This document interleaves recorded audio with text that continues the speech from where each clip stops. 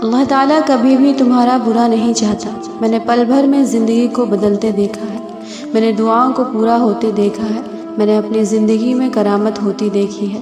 سب کچھ اتنی جلدی نہیں ہو جاتا، ہر چیز وقت پر ہوتی ہے۔ بس تم انتظار کرو اور تم بھی بہت جلد دعائیں قبول ہوتی اپنی آنکھوں سے دیکھو گے۔ اپنی زندگی کو کرامات کی بدولت بدلتا دیکھو۔ بس یہ ہو سکتا ہے کہ تمہارے آزمائش کی آخری گھڑی ہو، اس کے بعد جیت تمہاری ہی ہو۔ یہ تمہاری آخری جنگ ہو۔ جب تمہارا نفس اور شیطان تمہیں وسوسے دلوائے کہ تمہاری دعاؤں کا کوئی فائدہ نہیں ہونے والا، تو وہی کہو جو حضرت ابراہیم علیہ السلام نے کہا تھا کہ میں صرف اپنے پروردگار کو پکارتا رہوں گا، مجھے یقین ہے کہ میں اپنے پروردگار سے مانگ کر کبھی محروم نہ رہوں گا۔ زندگی میں مشکلات سدا نہیں رہتی، کبھی کبھی ہم سیدھی راہ پر چلتے ہوئے بھی بھٹک جاتے ہیں، نہ چاہتے ہوئے بھی ہم سے گناہ سرزد ہو جاتا ہے، لیکن دل فوری توبہ کی طرف دھکیل دیتا ہے۔ ضمیر جاگ اٹھتا ہے، شرمساری سارے وجود پر طاری ہو جاتی ہے۔ یہ بھی اللہ کی عطا اور رحمت ہوتی ہے، جو ہمیں صالح بنانا چاہتا ہے، جو ہمیں اپنے قریب کرنا چاہتا ہے۔ جب بھی تمہارا ضمیر تمہیں جھنجھوڑے تو تم سمجھ جاؤ تمہارے رب نے تمہیں اپنے قریب کرنا ہے۔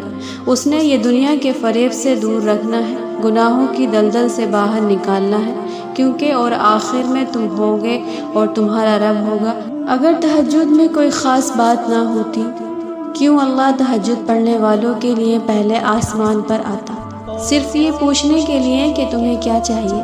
اللہ ان کی دعائیں ساتویں آسمان پر بھی سن سکتا تھا، لیکن پھر بھی ان سے ملاقات کے لیے تشریف لاتا ہے۔ اللہ تعالیٰ تہجد پڑھنے والوں کو بہت خاص رکھتا ہے۔ اب اللہ ساتویں آسمان سے پہلے آسمان پر اپنے بندوں کو خالی ہاتھ لوٹانے تھوڑی آتا ہے۔ جان لو آزمائشیں وقتی ہوتی ہیں، جتنی جلدی آزمائش سے مایوس ہونے کے بجائے رب سے لو لگا لی، اتنی جلدی آزمائش سے دستبردار بھی ہو جاؤ گے۔ ایک بات ہمیشہ یاد رکھو، ہزاروں مسائل کا ایک حل وہ ہے توکل۔ جہاں توکل ہونا وہاں شکوے نہیں ہوتے، جہاں توکل وہاں دل کبھی بے سکونی نہیں ہوتا۔ اگر پھر بھی لگتا ہے کہ ہمت باقی نہیں، اب تو جان لو وقت آزمائش اب ختم ہونے کو ہے۔ ہم اپنے نرم بستروں پر سو کر کتنی لاپرواہی سے نماز قضا کر لیتے ہیں، اپنی سیر و تفریح میں نماز بھول جاتے ہیں۔ پھر وہ نماز کیسی تھی کہ تلوار کے سائے تلے بھی عطا کی گئی، اور وہ ایمان کی حالت کیسی تھی۔ اللہ اکبر۔ اللہ ہمارے زنگ آلودہ دلوں میں بھی ایسا ایمان زندہ کرے، ہمیں نماز کی اہمیت کو سمجھنے والا بنائے۔ یہ دنیا وہ ہے جس نے یوسف علیہ السلام کو حقیر قیمت پر بیچا، ابراہیم علیہ السلام کو آگ میں پھینکا، موسیٰ علیہ السلام کو دربدر کیا، اور محمد رسول صلی اللہ علیہ وسلم کو طائف میں پتھر مارے۔ آپ کو کیا لگتا ہے یہ آپ کو کندھوں پر اٹھائے گی؟ نہیں، بالکل نہیں۔ لہٰذا اس دنیا اور دنیا والوں سے امیدیں مت وابستہ کریں۔ یقین کریں اگر آپ دنیا سے بے رغبت ہو جائیں گے تو آپ کے آدھے سے زیادہ غم ختم ہو جائیں گے۔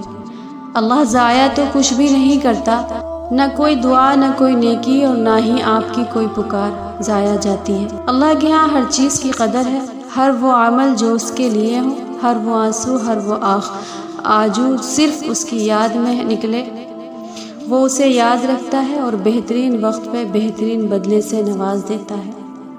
وہ شخص تمہارے لیے کیسے بہتر ہو سکتا ہے جس نے تمہیں تکلیف میں مبتلا کیا ہے؟ اللہ تمہیں وہ چیز کیسے دے سکتا ہے جس کی وجہ سے تم زندگی کا ہر لمحہ تڑپتے ہوئے گزارتے ہو؟ اس چیز کو حاصل کر کے کیا کرو گے جو تمہیں اللہ سے دور کرتی ہے؟ اور اس چیز میں سکون کیوں تلاش کرتے ہو جو اللہ کو ناراض کرتی ہے؟ تمہیں خود کو یہ سمجھنا ہوگا کہ زندگی ملنے اور بچھڑ جانے کا نام ہے۔ یہاں تمہیں بہت سے نئے لوگ ملیں گے اور بہت سے پرانے لوگ بچھڑ جائیں گے۔ کچھ بہت تکلیف دہ طریقے سے بچھڑیں گے جب تمہیں نہ چاہتے ہوئے بھی سسکتے ہوئے ہاتھ چھڑانا پڑے گا، اور کچھ کو تم خود وقت اور ضروریات کے تحت چھوڑ دو گے۔ زندگی ایسے ہی چلتی ہے، نہ کسی کے جانے سے رکتی ہے اور نہ کسی کے آنے سے۔ نہیں، بس اللہ کے فیصلوں پر یقین رکھنا ہوگا، ان کے فیصلوں کا احترام کرنا ہوگا، حقیقت کو تسلیم کر کے آگے بڑھنا ہوگا، کیونکہ زندہ رہنے کے لیے آگے بڑھنا بہت ضروری ہے۔ وہ جس کا نام الخبیر ہے یعنی خبر رکھنے والا، پھر وہ کیسے تمہاری سسکیوں سے بے خبر ہو سکتا ہے؟ وہ جس کا نام الودود ہے یعنی محبت کرنے والا، پھر وہ کیسے تمہاری محبت کی لاج نہیں رکھے گا؟ وہ جس کا نام الوکیل ہے یعنی کام بنانے والا، تو پھر وہ کیسے تمہاری کہانی کو ادھورا رہنے دے سکتا ہے؟ وہ جس کا نام المطمئن ہے یعنی طاقت والا، پھر وہ کیسے تمہیں کمزور رہنے دے سکتا ہے؟ یقین رکھیں اپنے رب پر جو ہر چیز پر قادر ہے۔ دعا ان طریقوں سے آپ کی مدد کرتی ہے جو آپ اپنے وہم و گمان میں بھی نہیں سوچ سکتے۔ اس بات سے کوئی فرق نہیں پڑتا کہ آپ کے سامنے کتنی رکاوٹیں کھڑی ہیں، بس آپ نے اتنا یاد رکھنا ہے کہ اللہ ہمیشہ آپ کے ساتھ ہے، اور جب تک اللہ آپ کے ساتھ ہے آپ کوئی بھی جنگ جیت سکتے ہیں۔ تو جب کبھی دل مایوس ہونے لگے تو یاد کرنا جب اللہ نے قرآن میں فرمایا تھا کہ نوح علیہ السلام کے اس وقت کو یاد کرو جب اس نے ہمیں پکارا تو ہم نے اس کی دعا قبول کر لی۔ بچپن سے یہ سنتے آئے تھے کہ اپنا معاملہ اللہ کے سپرد کرو۔ کئی دفعہ کیا لیکن اطمینان، چین اور سکون پھر بھی نہیں ملتا تھا۔ حیرت بھی ہوتی تھی کہ جب معاملہ اللہ کے سپرد کر دیا ہے پھر پریشانی کی۔ ایک دن کسی اللہ والے کے خوبصورت محفوظ نظر سے گزرے کہ جب معاملہ اللہ کے سپرد کر دیا تو معاملہ اور اللہ کے درمیان سے خود نکل جایا کرو۔ ایسا لگا گویا کہ آنکھوں اور دل سے پردہ ہٹ گیا ہو۔ میں معاملہ تو سپرد کرتی تھی لیکن خود بیچ میں رہی رہتی تھی۔ یہ ہو جائے گا، وہ ہو جائے گا، عمل بھی کرنا ہے اور اسباب بھی اختیار کرنے ہیں، لیکن معاملے کا نتیجہ اللہ کے سپرد کرنا ہے۔ یہی سپردگی اور معاملہ فہمی ہے اور پھر اس پر راضی ہو جانا ہے۔ پتہ ہے شیطان تمہارے دل میں کب وسوسے ڈالتا ہے؟ جب اسے تمہارا اللہ پاک پہ توکل کرنا پسند نہیں آتا۔ اور پتہ ہے اسے تمہارا توکل کرنا کب پسند نہیں آتا؟ جب وہ توکل اللہ پاک کو پسند آ جاتا ہے۔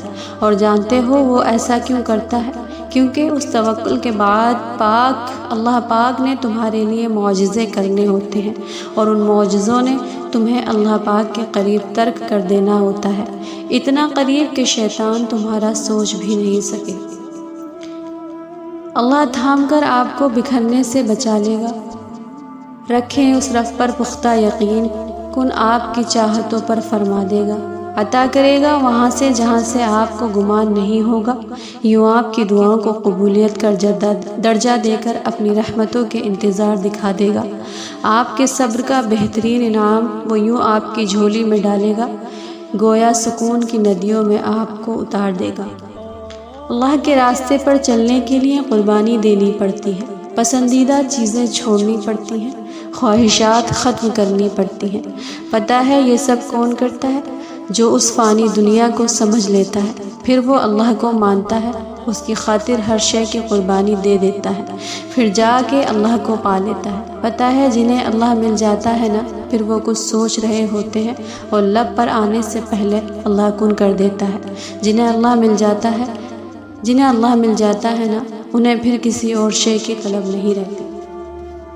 وہی جو بیماریوں کو شفا دیتا ہے، صحت مندوں کو بیماری میں مبتلا کرتا ہے، غریب کو امیر کرتا ہے، امیر کو غریب کرتا ہے، بھوکے کو کوئی وسیلوں سے کھانا کھلاتا ہے، ہر گناہگار کو معاف کرتا ہے، تو کیا یہ ممکن ہے تم روتے ہو اور تمہاری صدا پہ نہ کہے اور تمہیں بے اثر چھوڑ دے؟ بالکل نہیں، وہ سننے والا اور بڑا محبت کرنے والا ہے۔ سب کو چھوڑ دینا لیکن اللہ کو نہ چھوڑنا، کیونکہ ایک وقت وہ بھی آئے گا جب سب چھوڑ دیں گے تمہیں، تب اللہ ہی یاد آئے گا۔